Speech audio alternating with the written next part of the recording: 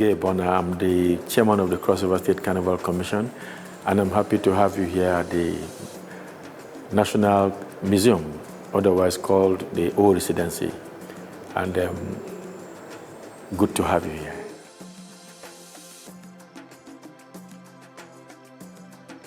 Okay, very good. It takes me to the prefix Arts and Society. And this is what the governor has done. It takes an intellectually very strong mind and somebody with an instinct of creativity to identify the role of the museum in our lives. First, it is a learning opportunity. Two, it's a training opportunity. And this is one strong icon in knowledge tourism. People don't travel for traveling anymore, for traveling's sake anymore. They travel to learn, they travel to know other cultures. Through the experience of Carnival Calabar, most of our artifacts are ambulatory. That's they move, you know. And you can see moving around this museum here, you would have seen that most of the artifacts that are spread along the route of the carnival, which is what we call the route architecture, are being on display here. And you sit down, look at them and see the reasons behind them. Most of artistic creation are works of commune with other worlds, commune with other spaces. And that's why sometimes we begin to ask, where did the artists get this from? So, but right here in the museum, you're exposed to why they were made at all and the reasons behind them, the interpretative content which would have been lost on the tourist. But we are saying, let us move away. You know, the governor and the wife said, let's move away from that arts for art's sake. Can this become an earning opportunity for our boys and girls? And herein lies the commodification or the commodity that art is supposed to be. We should engage our boys and girls who will be creating most of these artifacts here for tourists to take away. For tourists to begin to say that when you come, you see and you take something away. Is it the monoliths? Is it the Insibi designs? Or is it the Ukagara that is the Insibi designs on buffed materials? Or is it the cowrie that was used as a means of exchange in those old parts? Or is it even the ekbe or the wonderful maiden, Efik maiden going through the fattening room culture?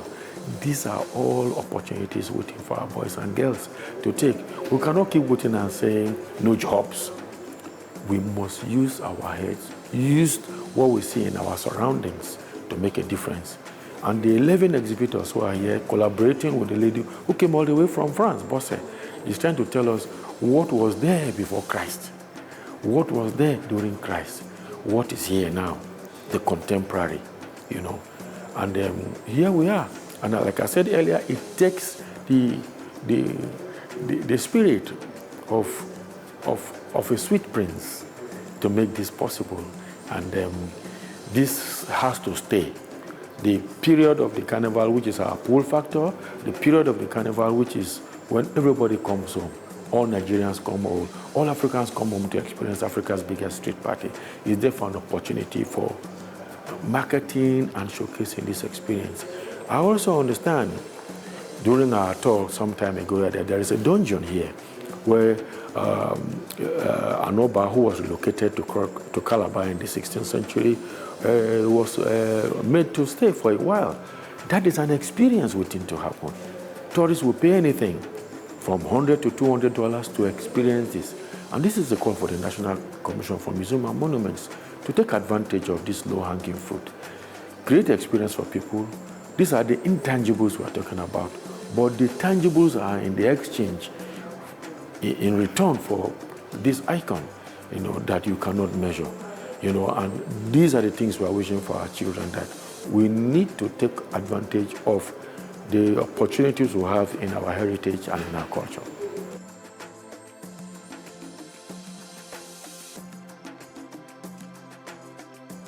It's supposed to be all year, and the specials will now kick in. We had dedicated, structured tour opportunities for tourists. You have Calabar My Calabar, you have the heritage tours, you have the Conquer the Mountains. They are all embedded. You won't believe that Cross River alone, we have already an oversupply of tourist attractions, not to talk of the Nigerian nation. And this is one of those. You cannot dedicate a specific period to say this is for tours only. It's all year round, so that those who are here can also survive through it. The only thing that can stop a tour, an outdoor tour, is rains.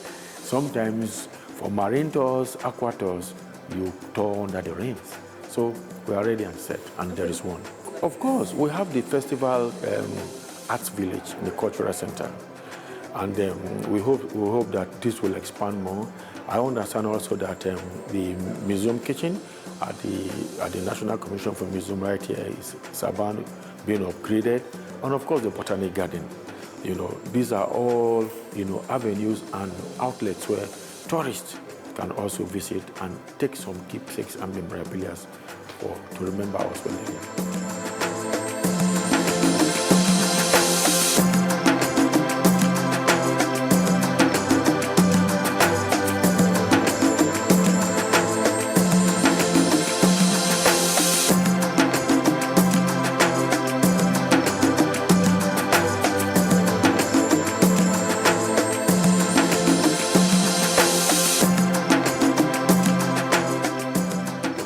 Bose FAGBEMI. I'm an international France-based curator. I'm here at Cross River with the exhibition on Traces of Time. It's an art exhibition tracing the 16th century to the 21st century art. And the theme, Traces of Time, we're trying to put together art from the region of Cross River, the rich diversity, the rich culture of Cross River, and also the relationship between Calabar and the Great Benin Kingdom by highlighting the prison of Oba Avurame Nobaise and the looted Benin treasures that are found in British museums and different museums worldwide. And Traces of Time teaches us and brings to light the monolith, the textile, the language, and everything in terms of art, culture, and the diversity of Cross River Calabar.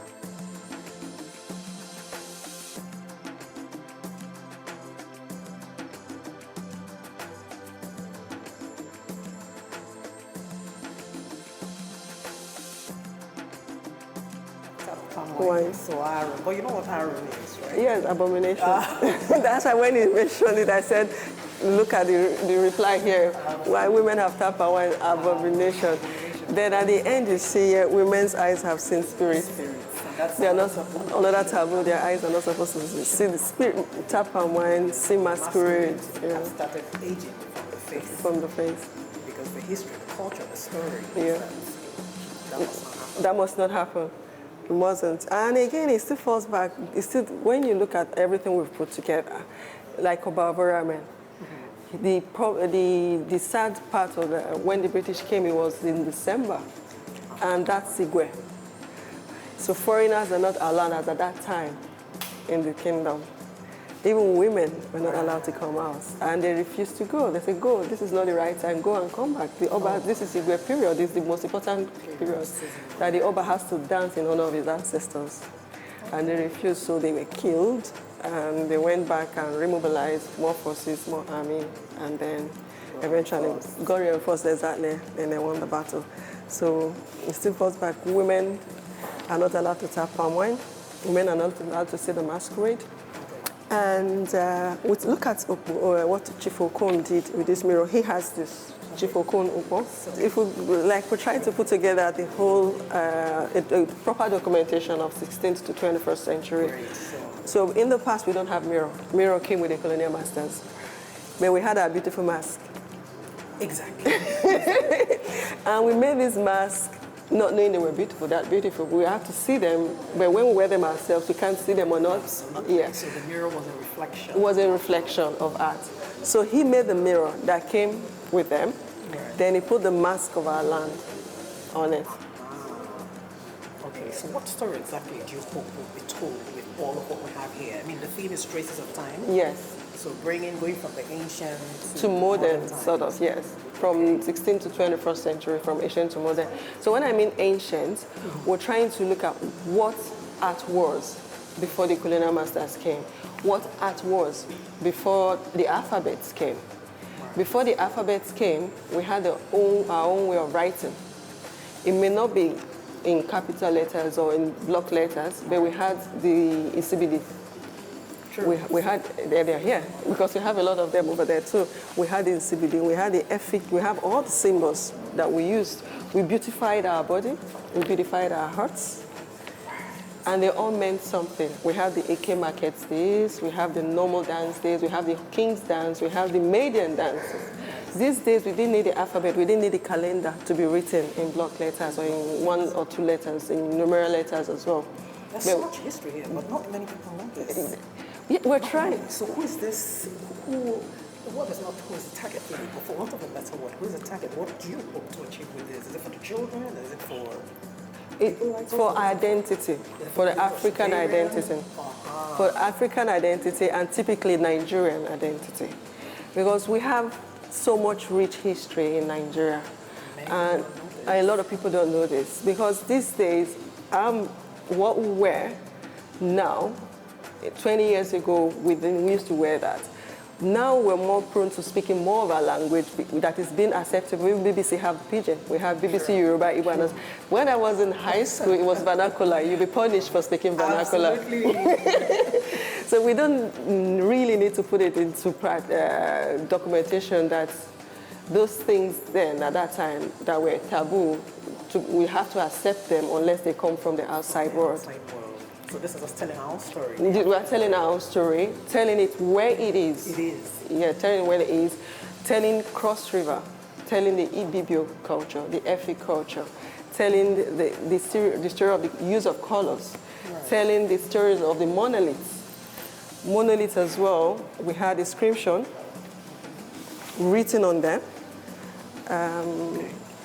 For example, I mean, the monolith you spoke about, we have it at the major roundabout. Yes. Yeah, but that's the fiber, that's the representation of. So if I were to just come in and say, okay, so what does this mean? What does this represent? Is there a story here?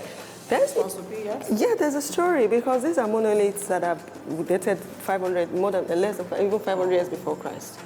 And the stones still exist at Ikom, and it's a specific other place. I was told this morning that they went to UNESCO team to go and find some more.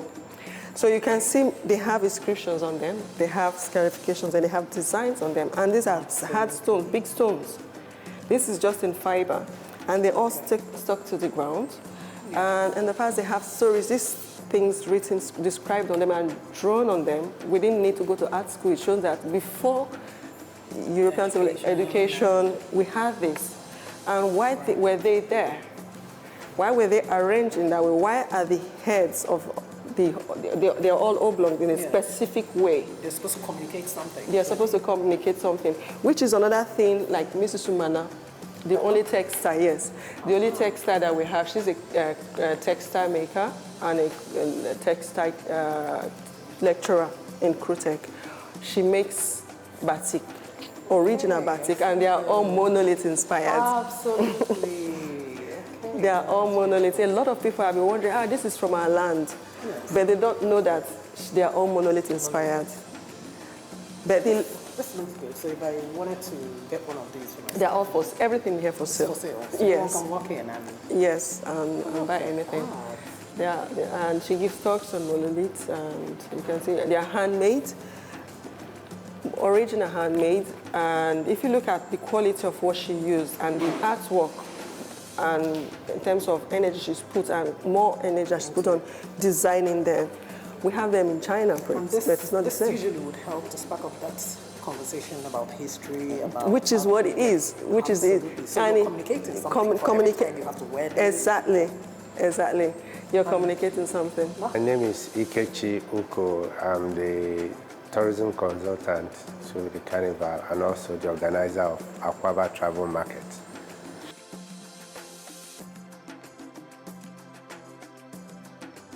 I was excited, just like every other person, to see that Cross River is being intentional about preparing people for the future. I can tell you from personal experience that if you go to most universities in the world, some of the brightest students are Nigerians. But when they finish school, they end up working for some of their classmates. So I have this personal belief that the difference is because of the experiences the white people have.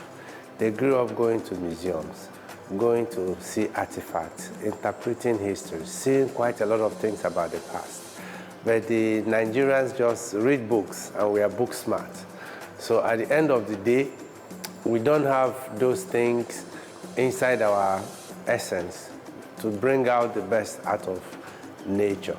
So you see some of those people who didn't actually graduate, they end up doing phenomenal things because their life, they've read about great men, they know about the 300 Leonardos, they know quite a lot about what has happened in the past. You can only build a strong future if you have a great understanding of the past. So exhibitions like this, Traces of Time, tells you about some of the greatness, some of the things about us and our culture that we can't read or we don't know about. Like getting to know about the Benin modes and how he was able to protect them, and about the great Benin king who was brought here by the colonists and tried and incarcerated here. Those are aspects of history that we need to know. And I'm seeing some of the inscriptions on the monoliths.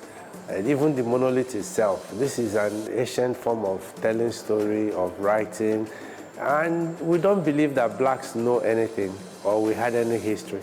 So when a child walks in here, it inspires you by telling you about your past and about what people like you had done, and it tells you you can do great things. That is not just people who come from a particular race or tribe that are great people. So the exhibition is inspirational, it's educational, and for me it's also entertaining because I'm seeing brilliant colors. I'm not very deep into arts. I don't know how to interpret this, but I can appreciate beauty when I see one. And some of these things are unique.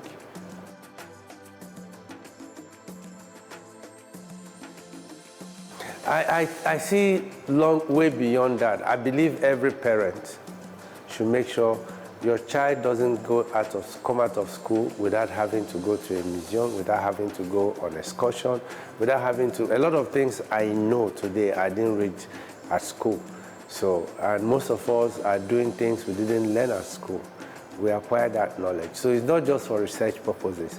Every parent, you owe it to your child to give your child extra information, knowledge about his past, where we are coming from, and what great people have done in their lifetime. So it's not just for research. The schools should do that, but I'm giving that job to every parent, that this is something they should do and make sure that they educate their child for a modern society like we are about entering. I think we are just at the edge of a whole new information age.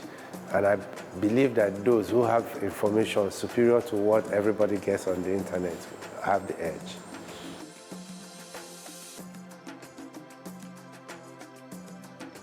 Everybody wears a dress.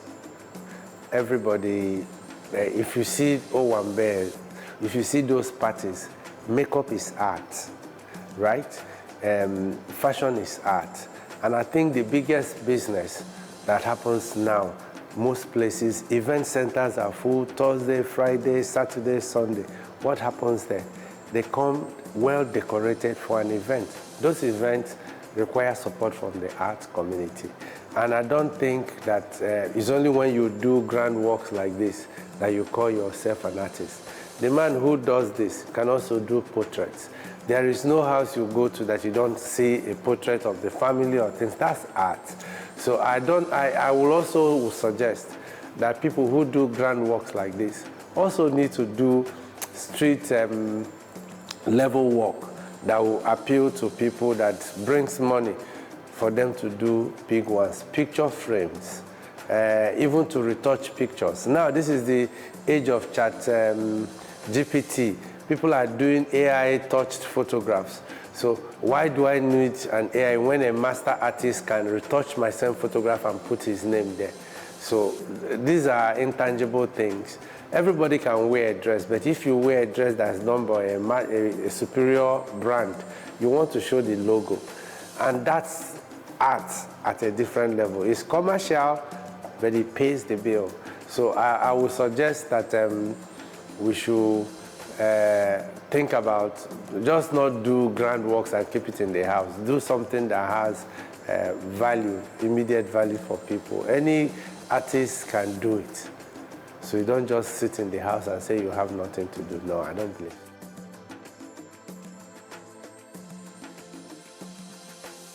It's to encourage them and to tell them that this is, I saw a skit maker today saying that work on your cover. People know they read book again. So just make sure that the cover is appealing. Nobody reads the inside. So anybody who puts this together, work on the cover. There are the youngest population of Nigerians outnumber the oldest population of Nigerians. This is an audience that we could bring in here, and they need to make sure that it's more appealing to them, find things that will appeal to them, and bring them here so that this huge investment, because this is massive, is appreciated, and it also aids in the development of the society.